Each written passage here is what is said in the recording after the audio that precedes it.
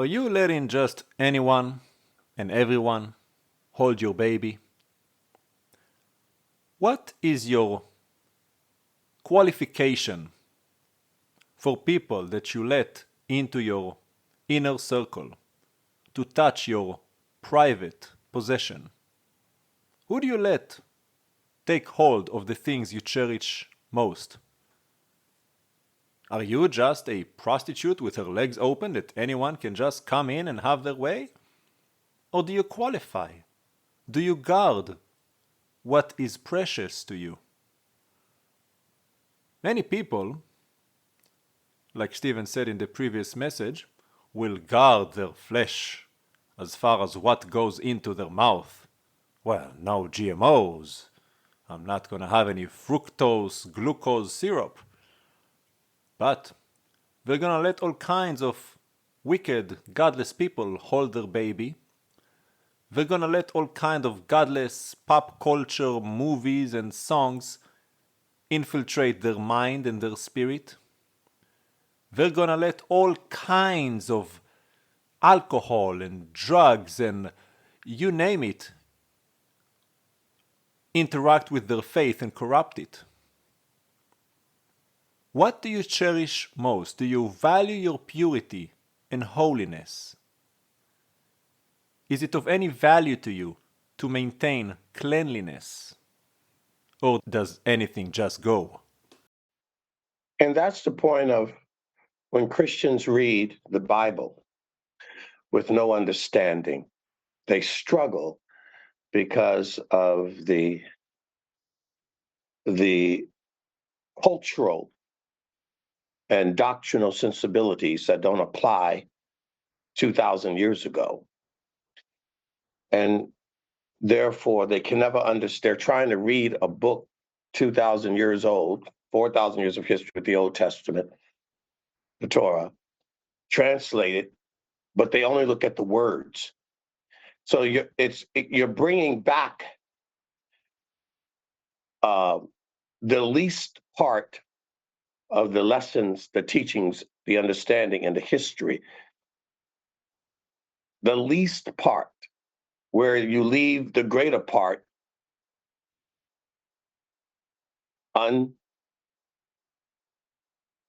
unused.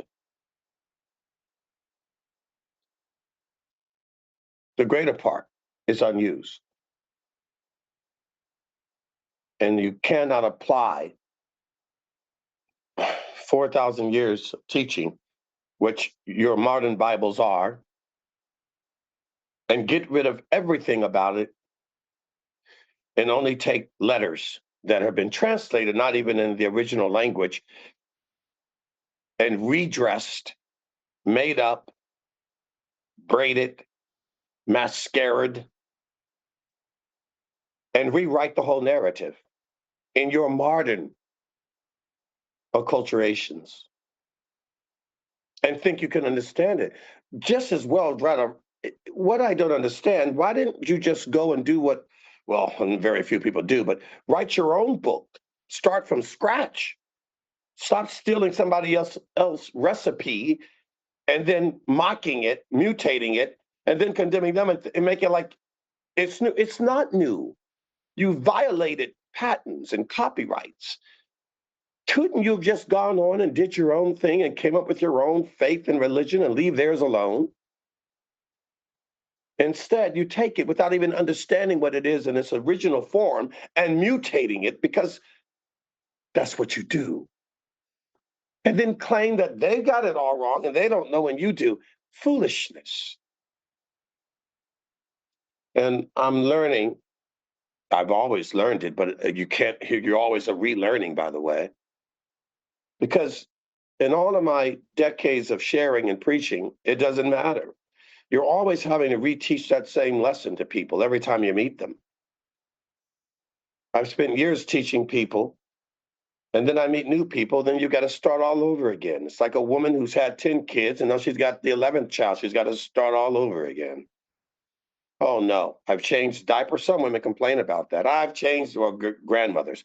I've changed. I've raised my kids. I've changed diapers for 40 years. I'm not changing any more diapers. You can bring them over for apple pie and chicken and dumplings and things like that. Other than that, I don't. You come get them. They poop in their pants. You change their diaper. They're sick. You take care of them. I'm at the grandma stage. I'm past that. I put in my time. I paid my dues.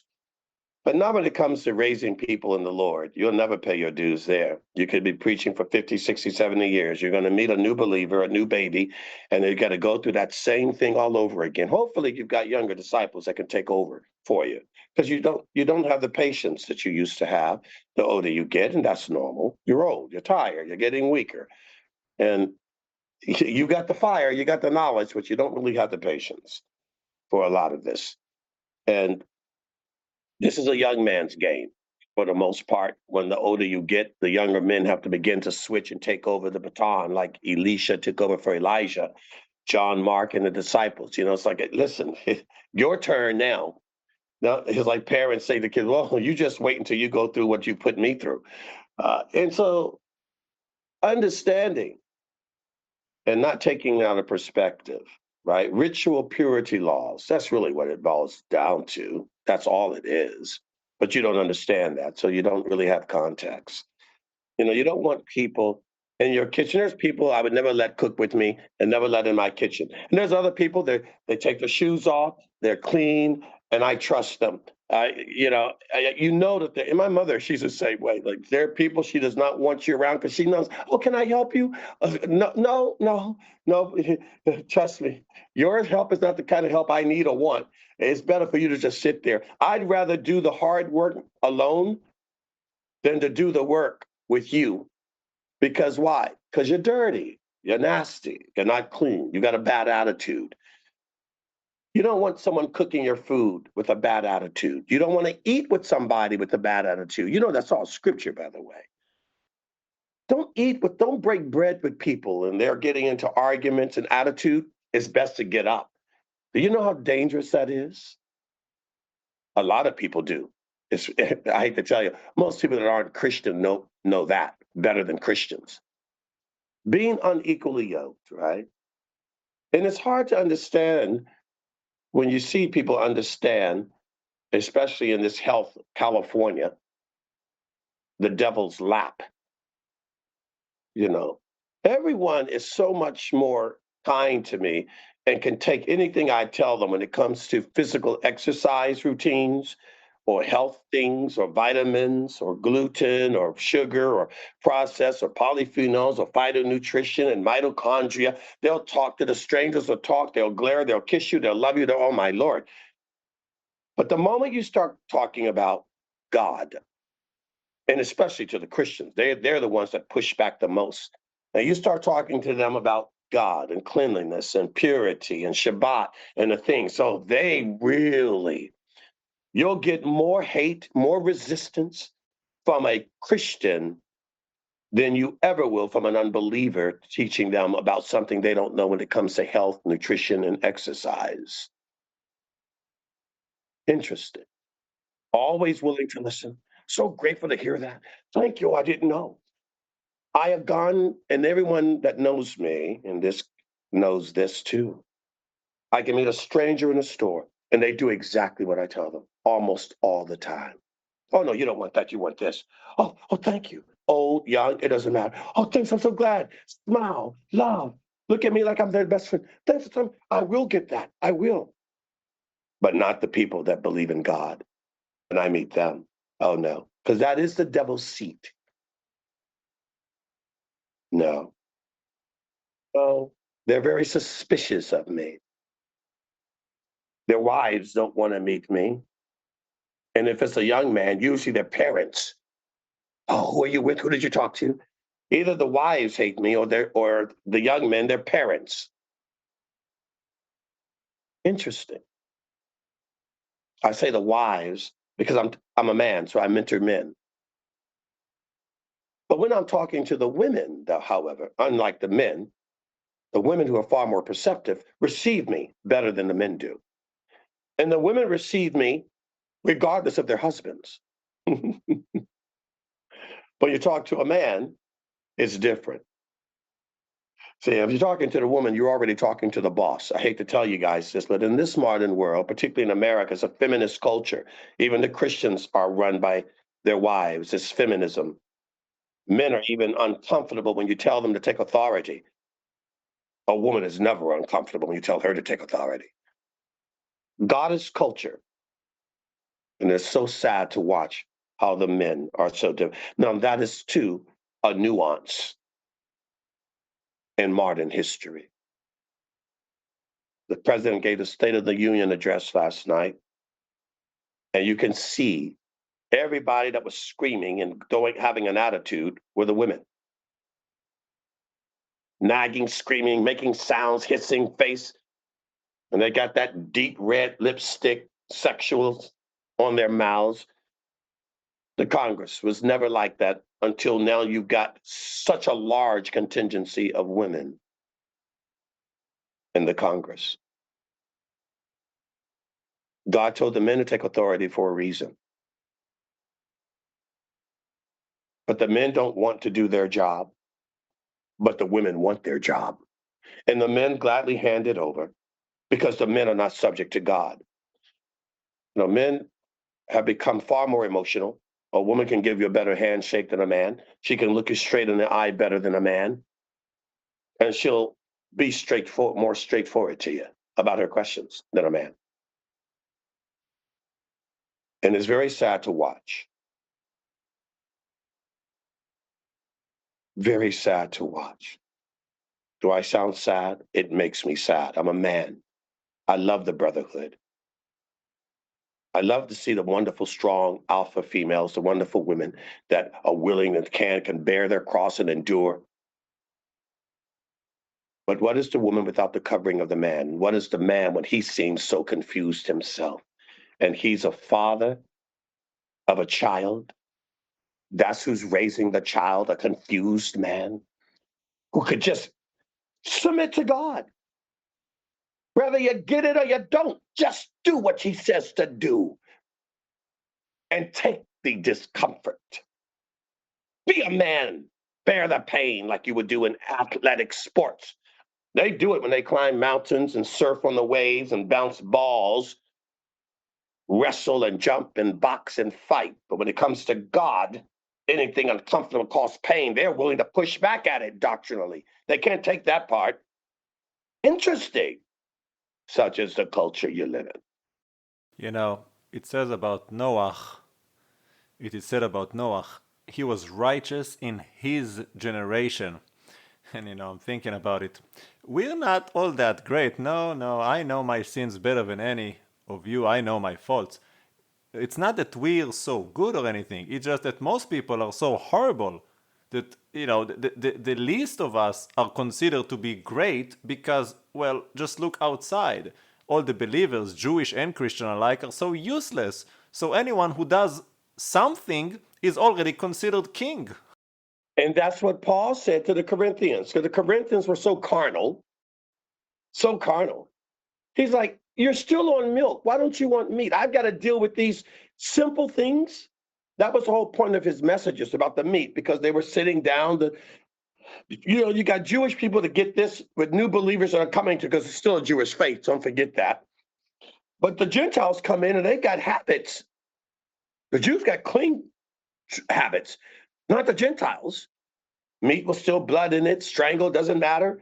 And they're like, well, now that we share in the same faith, that's just the beginning. The Christians just think, because I share the same faith, nothing else matters. That's not the point. The point of coming to faith is so all the other things that do matter can now slowly over time be dealt with.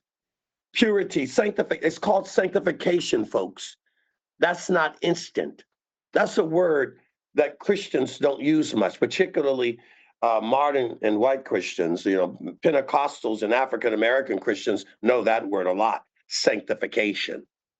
That's very a popular word in the apostolic and Pentecostal movements, because it means now it's time to go through. Salvation's one thing. That gets you at the starting line in the gate. Now it's like a car wash.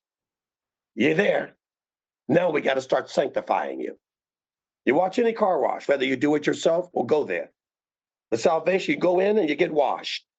But that's just the beginning. Now you got to sit there and wait for them to finish doing everything else. They got the vacuum, they got the polish, they got the shine, they got to do all of the extra wax and the extra coating. And sometimes you pay for an even more detail, not just the milk wash, but the meat wash. And sometimes it's so deep, you have to come back a few hours later when you really want a proper deep sanctification. Sanctification happens over time. That takes growth. And a lot of times you'll hear messages and you guys will fight and argue about things because you don't get it. Now, well, it's in a process. You're not sanctified yet. You haven't got to that part yet. Be faithful in a little. I'll make you rule over much. Just do with what you're doing now. Don't grasp it so much, folks. You just came to the Lord or you're just starting. Perfect where you're at. Take baby steps and do those so well before you move on to the next thing. And that's up to you. Everybody grows accordingly.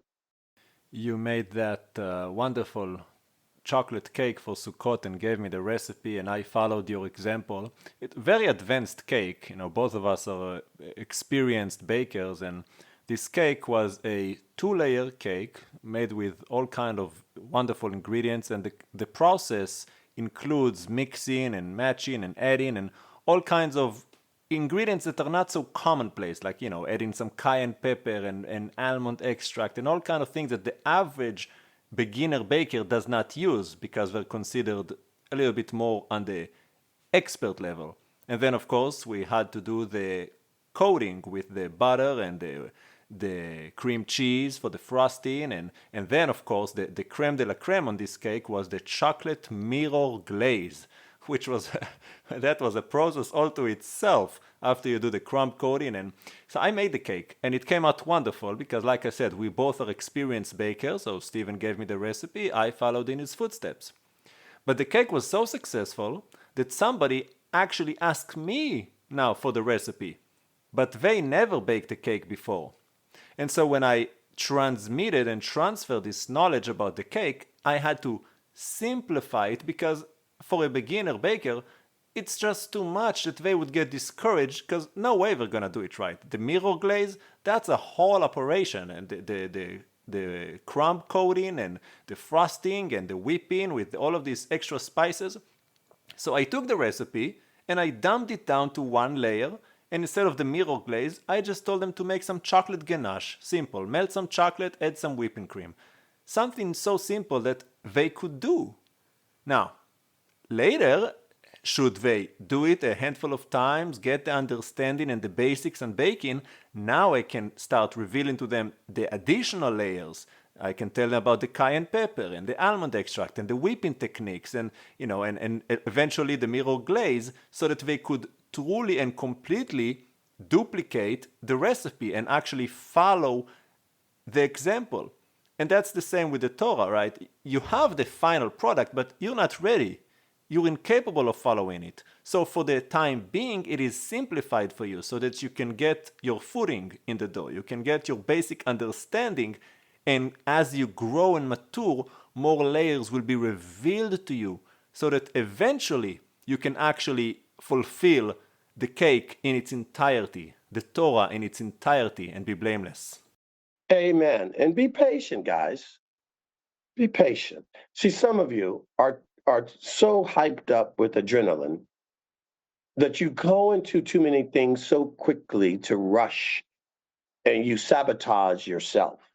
And I remember your mother, she wanted sourdough bread and she was screaming and cursing and swearing and dropping and it wasn't working. She went in the kitchen, she wanted to do it, but she didn't have the right spirit, the right attitude, the right patience. She didn't understand. It's not doing what I wanted to do. And she was just indignant. And I told Guy, I said, you know, why don't you make it? She's not ready. She's not in the right frame of mind and spirit. And he never made it before, but he has the right spirit and the right frame of mind. Some people just have the right frame of mind, even if they've never done anything. Many of you start things, but you're in the wrong spirit. You give money in the wrong way. You pray the wrong way. You sing the wrong way. If you sing, and most don't sing and worship God, you're just in the wrong spirit. You've got to maybe take baby bites. You've chewed or more than what you can digest and handle because you're anxious, eager, impatient. You're trying to take on too much. Small bites. Slow down because you're sabotaging yourself and destroying your future growth. You'll get so discouraged. You never want the meat now. Learn how to scramble an egg well before you learn how to make cream eggs, French style. Learn how to just make a simple bread with flour, oil, before you add cornstarch and yeast, before you add fermented bacteria, matter, sourdough. A lot harder to make than just regular bread. Just learn how to make a piece of toast. Simple things. Do the simple so well that people will think they're eating a gourmet meal because you learn how to do the simple well. There's something to be said about the exquisiteness of doing something simple well. I can't believe you burned the toast. Such a simple thing. How could you burn a toast? That doesn't even make sense. Not so hard to do. If you're not paying attention, you can't even do the simple well. And if you can't do the simple well and you're trying to bite off more, you're even going to do that bad. Be faithful in the little. Do it so well, so good at it, so joyful that you're ready to go to the next level of painting. Just something real simple. Sculptures, painters, simple. And let your faith grow. Then you're growing with the right attitude and the right spirit. And there's no rush. Don't get mad because somebody's ahead of you. Somebody is loving a little bit more effective than you, or they're generous and giving a little more than you do in the right spirit. Many of you are full of envy and jealousy of what other people are doing. That means you're not in your own headspace. You're too concerned about how you are seen by other people and what other people are doing, what they're seeing. Why don't you just grow and love with God and then with the people that are closest to you that you know in the simple ways? A man told me once, and guys heard this right up in LA, and his wife had suffered an injury similar to mine. When I heard about it, I had so much compassion. Most of you don't have that compassion, I know that, but I'm not most of you.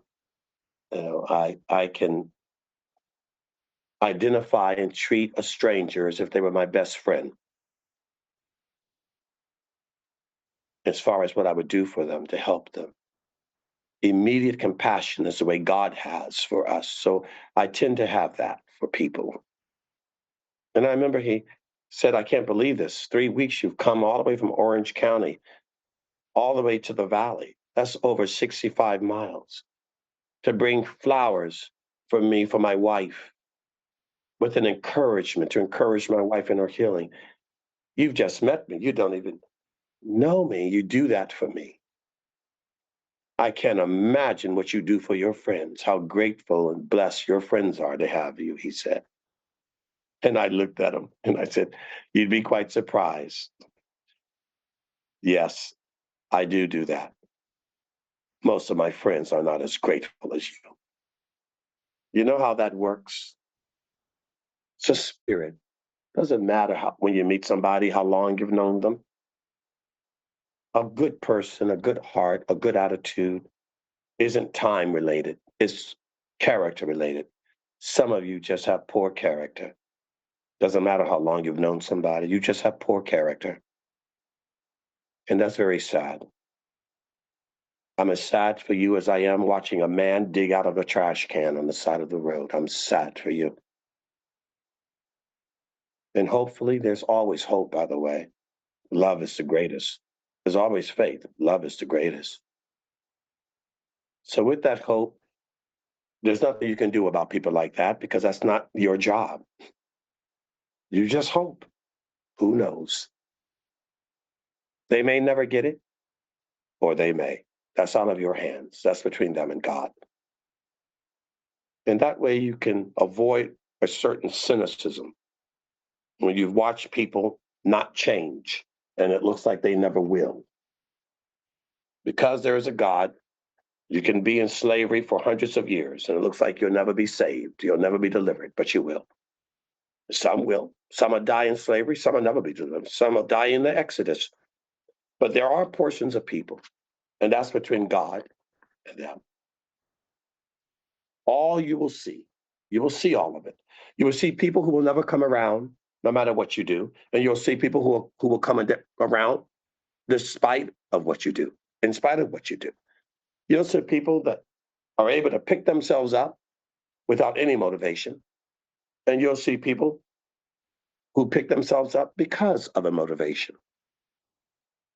All of the things are on the table for everybody. And what tells the outcome is each individual soul and who they are and how they respond to a sickness, a thought, an attitude. See, that's on them, not on you. You cannot take responsibility for other people's mental and spiritual disposition. Remember that. You cannot take responsibility. You've got to be faithful to what God has told you to do. And that's why your job is not to change anyone else, but to guard your own mind and soul. And as we began this message, don't just let anyone speak in your ears, come into your bedroom, hold your baby.